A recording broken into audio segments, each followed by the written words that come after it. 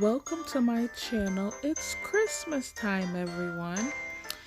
Everyone wants a beautiful tree for the holiday but might not want to spend a lot. So here's a few DIY Dollar Tree suggestions to spruce up your tree.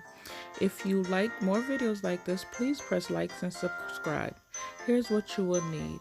Any kind of bling, some balls, glitter, paint, glue gun. You can get all of these at the Dollar Tree or on Amazon or your local Walmart or crafting store.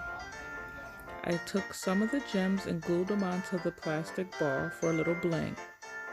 Some of the ribbon I found at the Dollar Tree and made a bow. This ribbon came glittered and it was kind of a mess, as you can see, trying to turn it into the bow. They have different kind of colors. You could take some of the smaller glitter rhinestones and put in the middle to close your bow, and just use the hot glue gun to glue the back of the bow. I used E3640. Got tongue-tied there. That is E6000 glue or your hot glue gun.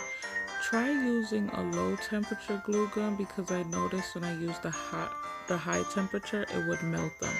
And these are some of the ornaments that I made for the tree.